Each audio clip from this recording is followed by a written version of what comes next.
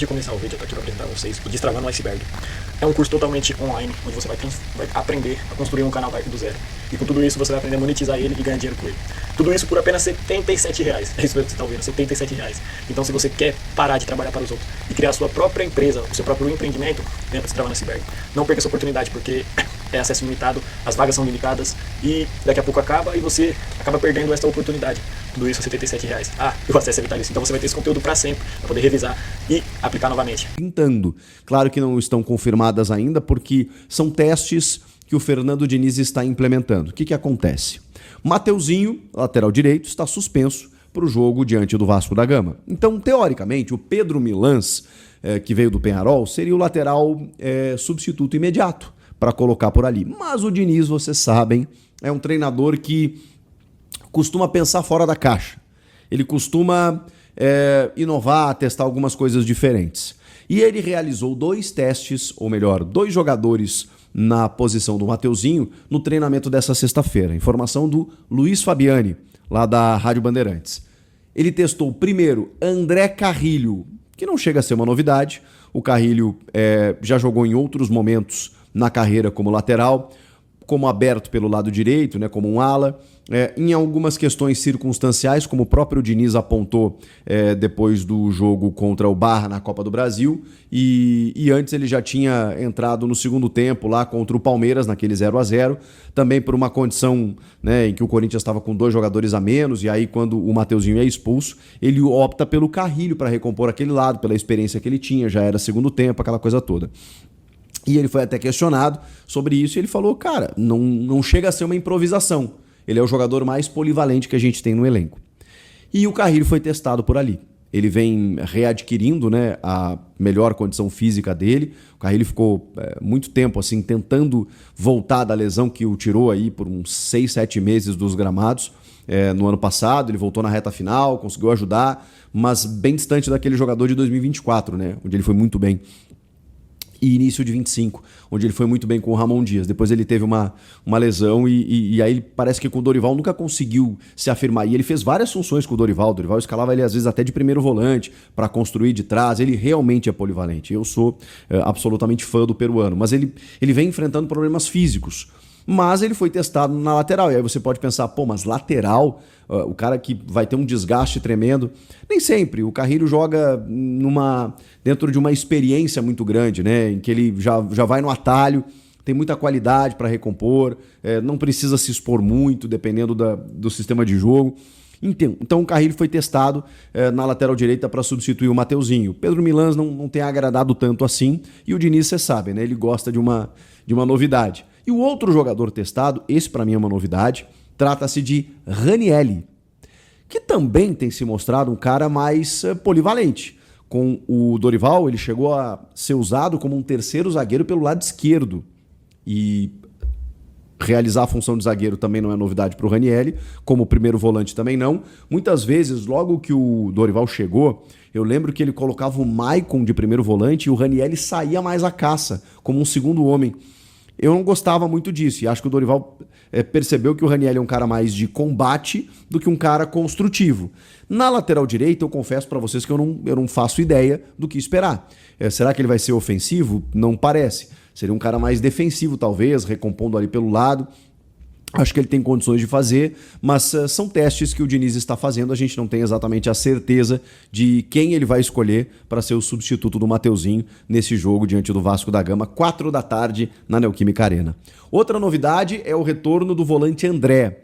O André, que teve uma gripe, ficou afastado de alguns treinamentos durante a semana, mas treinou normalmente, está recuperado, ficou de fora inclusive do jogo contra o Barra, mas treinou normalmente, está liberado e vai para o jogo.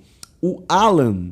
E aí a gente já entra nas punições do STJD. O Alan foi julgado pelo seu gesto obsceno e a expulsão diante do Fluminense. O julgamento aconteceu só agora, nessa sexta-feira. É curioso, né? Porque o do derby já tinha acontecido na semana do derby. Loucura, né? O derby foi domingo, sexta-feira já teve um julgamento. Tanto que nessa sexta foi julgado o recurso já do Corinthians para as punições envolvidas no derby. No caso do Alan, só agora aquela expulsão do jogo contra o Fluminense foi julgada. Só que ele pegou a pena mínima, que é a pena de um jogo de suspensão.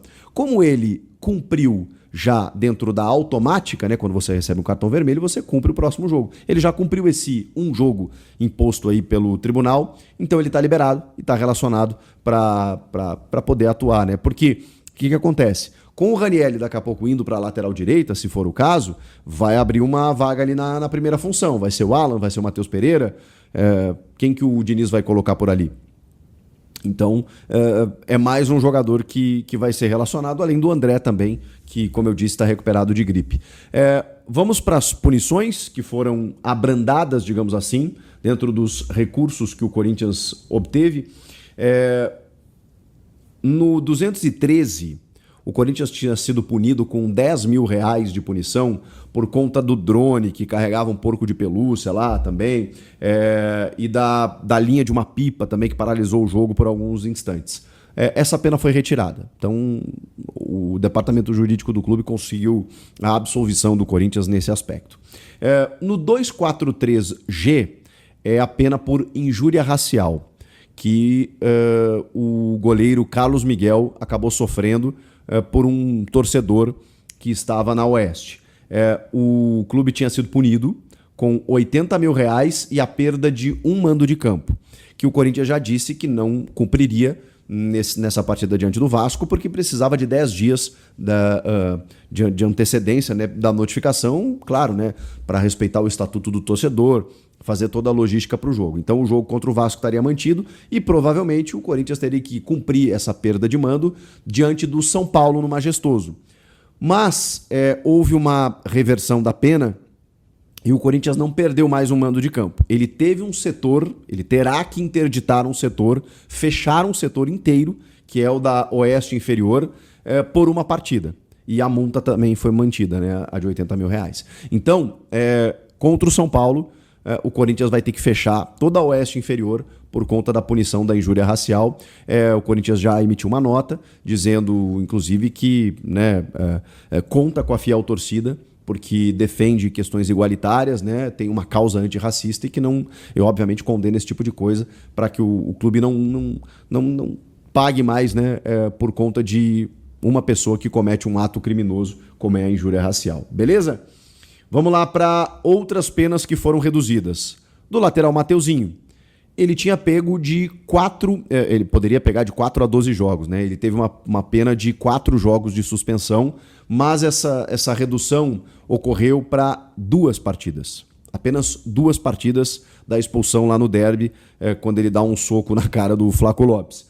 Então, é o 254A, o artigo, né? Agressão física. 2 partidas, ele já cumpriu uma diante do Vitória.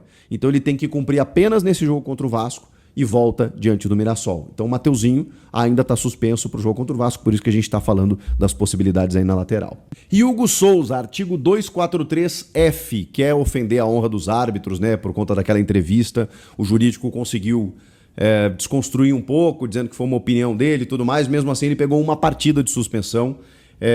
E por isso ele tinha conseguido um efeito suspensivo, né? Por isso que ele acabou jogando contra o Vitória e agora ele vai ter que cumprir essa punição nesse jogo diante do Vasco da Gama, essa suspensão aí, por isso que o Cauê vai ser o goleiro titular. Ele também enfrentou dores musculares durante a semana, né? Então o Hugo tá fora do jogo contra o Vasco. Agora, fica difícil, né, a gente prever uma escalação mediante esses testes que o Diniz implementou. Vamos lá, Cauê no gol, na direita ou o Ranieri ou o Carrilho, na esquerda o Matheus Bidu, dupla de zaga Gabriel Paulista e Gustavo Henrique, no meio de campo ou o Ranieri, ou você coloca outro primeiro volante ali, pode ser o Alan, pode ser o Matheus Pereira, o André, o Bidon e o Garro, com o Caio César e o Yuri Alberto no ataque. Deve ser essa a escalação, com alguns com algumas possibilidades para encarar o Vasco da Gama, mas ainda tem mais uma atividade no sábado para o Diniz definir essa equipe. Beleza? E aí? Estão confiantes? Precisa ganhar para sair da zona do rebaixamento e melhorar o retrospecto dentro de casa. O Diniz está invicto, não tomou um golzinho sequer nesses 5 jogos. Então vamos ver o que acontece diante do Vascão de Renato Gaúcho. Comenta aqui